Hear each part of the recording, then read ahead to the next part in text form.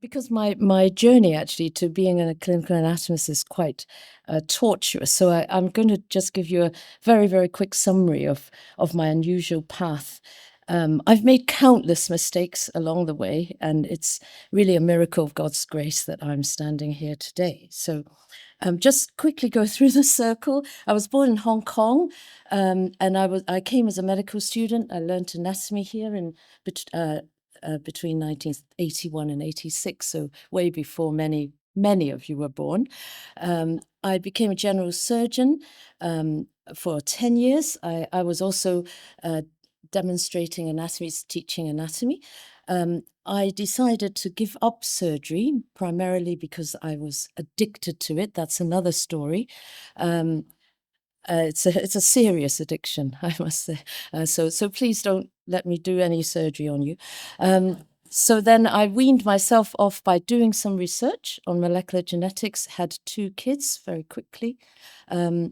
And then my husband and I became linguists, and we worked in China as field linguists with a mission organization and wrote a couple of books. And in some parts of the world, people think that we're linguists.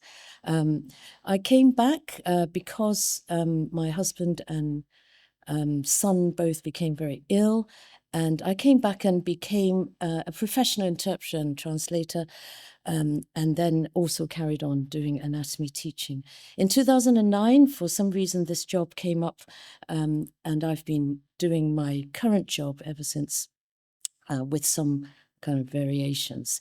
And then because I have actually signed a consent form myself to donate my own body to a human dissection, then I'll still be teaching anatomy in 20XX. No idea when. God knows, definitely.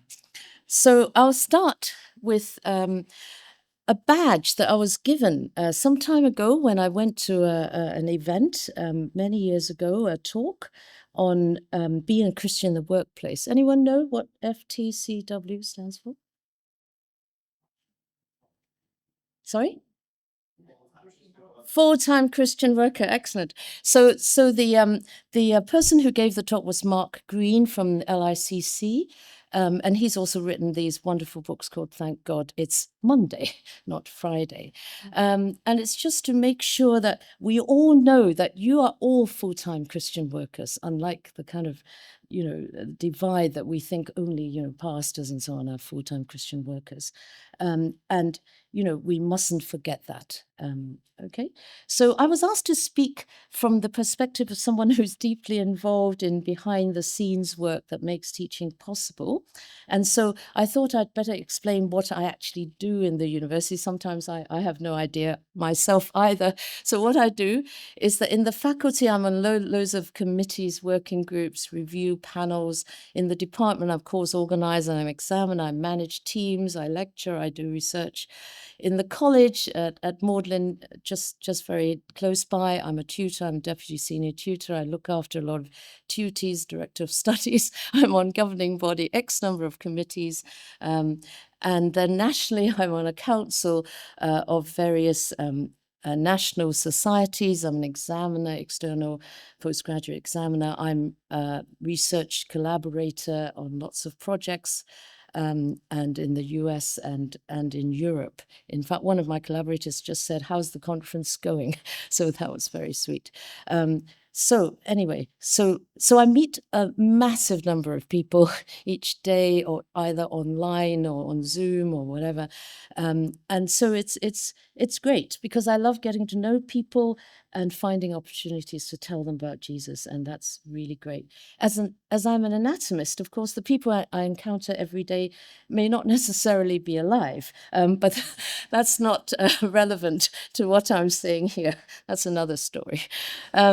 So my talk will be based on 3 letters, because I'm a very simple kind of person. They form a very simple acronym, which hopefully you'll work out as we go along.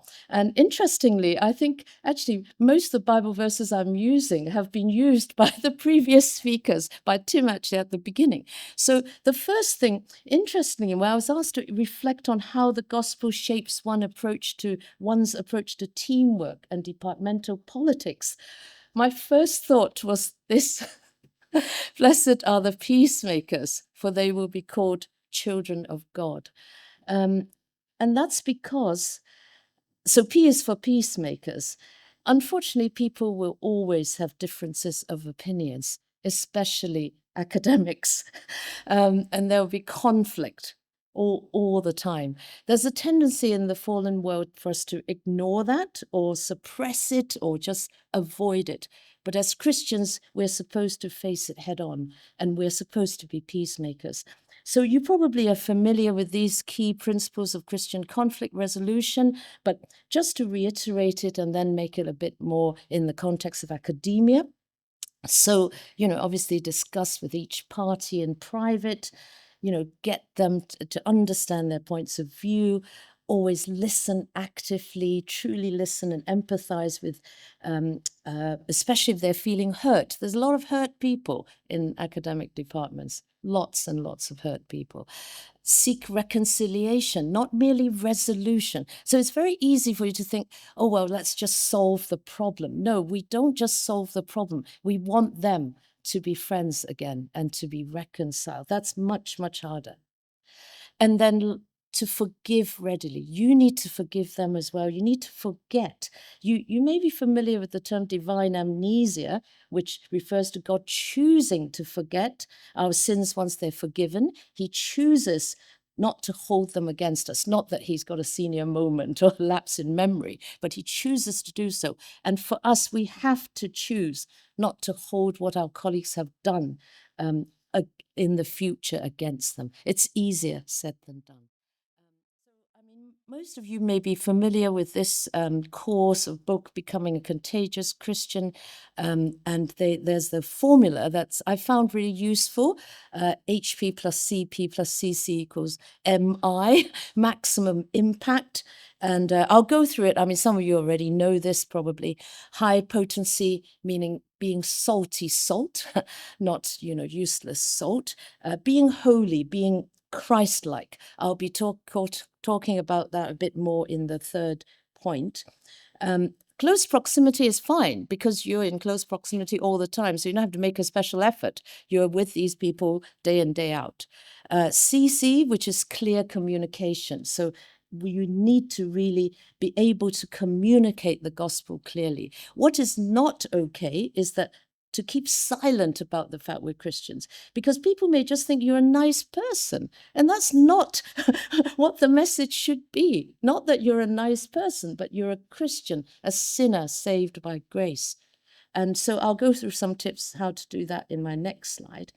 And of course, the amazing thing is that, I know there's this formula, but it's perfectly exemplified by our Lord Jesus Christ. He was so potent that when he touched a leper, they became clean. He was contagious the other way. His cleanliness was contagious. He was in close proximity. He was known as a glutton, drinking, eating with people. But he also took time to communicate to the religious leaders. And obviously, he communicated the gospel perfectly with metaphors and so on, stories that Karen very helpfully talked about. So some tips to achieving clear communication. The first point is let people know you're a Christian as soon as possible, preferably from day one. The reason I say that, not that you introduce yourself and say, oh, I'm so-and-so, I'm a Christian, by the way. That's kind of a bit abnormal and unnatural, but try and work into the conversation because the reasons are twofold. If they know you're a Christian, you behave as a Christian. It helps you to behave as a Christian because they all know that. So you don't want to bring dishonor to your Lord. And secondly, it makes it a lot easier for you to then invite them to stuff because they're already expecting it. They're expecting you to invite them to events because they know you're a Christian. So that's really important. Spend time getting to know your colleagues. Remember the details. People actually don't mind if you say, well, I suppose if you're my age, they don't mind. Maybe if you're your age, you might not want to sort of just write down the names of their, children and so on your phone in front of them. I can do it because I say, I'm really old, I can't remember. And so But you can do it afterwards so that you can pray for them specifically, and also to care. I mean, how can you really care about someone if you don't even know the names of their children? I mean, that's just horrendous. And so make sure you do that. And then share your life and struggles. I think Karen exemplified that, how being a Christian makes a difference, so that, we're weak, but then hopefully our weakness makes Jesus shine a lot brighter. So we don't need this kind of holy aura. I noticed that a friend of, a friend in the audience has holy religion on on his, but at the back it says Jesus is King, doesn't it? So it's important. We don't need a holy aura. And then pray for opportunities to share the gospel. Intentional friendship is a concept that means that you make a lot of effort to cultivate that friendship. And because we have, a limited time and energy, pray for God to tell you which friendships to spend a lot of time on. Sometimes we make mistakes, but focus on that, and then really being their friend rather than letting the friendship drift. And then college dinners are great. I mean, yesterday, I sat next to a guy, and then he said, "How did you become a Christian?" Yep, testimony time. And I mean, college dinners, I mean, you can be very lazy. I can be lazy and say, "Oh, well, I'll just enjoy eating and drinking." But no, make absolutely full use. People are very relaxed during college dinners, particularly after imbibing the college's best. And so pay attention to God's leading. Pray before your college dinner, and then go and, tell people about Jesus. So, equip yourself to answer questions. Obviously, make sure that, as 1 Peter 3:15 says, always be prepared to give an answer to everyone who asks you to, for the reason for the hope that you have. So, read apologetics books, come to such conferences and that kind of thing, and all the resources that you have. This was a talk I gave at Magdalen Medical Society called My Amputation, and it was the audience was mainly non-believers, and basically I've used the link very effectively and sharing. And if you need the link in the future, I can always give it to you as well. I found that during the pandemic, it was much easier to, people are used to sharing links and clicking on stuff now. So last one, because I've only got 5 minutes left. X for Kai, Christ, for Christos, living Christ-like lives. So just a few verses, of course. I mean, you know these very well, I'm sure, but keep all these verses in your minds. It is the Lord Christ that we are serving, and so work at it with all your heart, everything that you do. Okay, and then I'm, not really qualified to tell you how to be salt and light, but some tips. As I said, I've made masses of mistakes along the way. Be thankful. Don't join the moaners. I've heard that actually, according to sociological research, Britain is Brits spend over 10,000 minutes a year moaning, and that's 7 whole days. But please don't join them. Be thankful. Thankfulness should characterize you. Say sorry. It's very hard for people to say sorry. And so if you keep saying sorry, hopefully you're not making so many mistakes. You're saying sorry all the time, but take responsibility. Just say, "I'm sorry, I did this wrong." Acts of kindness, go out of your way to help people, really out of the way, even if it takes time and energy. Congratulate others. I mean, it's very cutthroat, as you know, the academic world.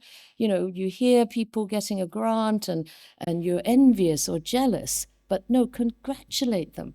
That is actually quite unusual. When I congratulate people, they're horrified. They think, "Oh, you're glad for me." And share ideas and equipment. I know there's a risk that people will steal them. Yeah, people might steal them. It's easier to be selfish. Much easier to be selfish. Our default is to be selfish. Don't be, and be a good team player. Be truthful, be honest, act with integrity, walk the talk, and forgive, I've said before. I mean, one of my colleagues said, you can forgive because you're a Christian. I can't. They've actually said that to me. Be trustworthy, keep people's confidence, and people will actually tell you things and trust you. And if they trust you, then you can tell them about yourself as well and tell them about Jesus. You will stand out if you do this. And lastly, I'm going to end with a story about patience. Does it say that? Yeah, it says patience, yeah. Final story to say that patience is not passive, but it's active. And it's not just simply waiting for God to act, but actually going about your daily lives and trusting that his perfect timing will use us as he wishes. So when I became a Christian almost 50 years ago, 50 years ago in Hong Kong, I went to mission talk and I thought that God was calling me to serve him overseas. And at the time, the Cold War was still ongoing, because many of you weren't born then, but you will have heard about it. God placed the countries of Eastern Europe on my heart. I communicated with lots of Christians and organizations. And when God sent me to study in Cambridge, that's another story. That's not my idea to come here at all. I thought I was getting closer to Europe. But at a conference in 1981, God made it very clear that I wasn't to go. And again, for reasons I won't go into, I was bitterly disappointed and wondering why I couldn't go. So I went on with my life, and I've told you all the twists and turns of my life. And to cut a very long story short, a few years ago, God brought a lady from the Czech Republic into my life who needed Christian discipleship. Of course, after the end of the Cold War, I could have gone to Eastern Europe anyway, but I don't like traveling just as a tourist without any purpose. But this lady was different, and due to Brexit and COVID, she had to go home in March 2020. And between then and December 2021, God also brought a Hungarian anatomist into my life who had been an atheist and then an agnostic. And finally, due to our conversations and things that I've sent him, he came to know Jesus. And miraculously, that is real miracle, this, he included me as a partner in an Erasmus project that was funded by the European Union, despite Brexit. So exactly 40 years later, in 2021, to the day that God told me I was not going to serve him in Eastern Europe, I was surrounded by Czech Christians singing happy birthday to me on my 60th birthday. The day before that, I had just given my testimony to a whole group of Central European anatomists and students at the inaugural talk of the project. So God knows best. It has been worth the wait of 40 years, and you know how significant that is in Bible terms, and I'm now hopefully much more useful to him than I would ever have been as an undergraduate. So reminding you, lastly, of the acronym PAX, which of course also means peace, and remembering what Christ has done for us. Always remember that you cannot serve God where you are not. So just get on with being salt and light where you are working now, and Jesus will be with you all the time. Thank you.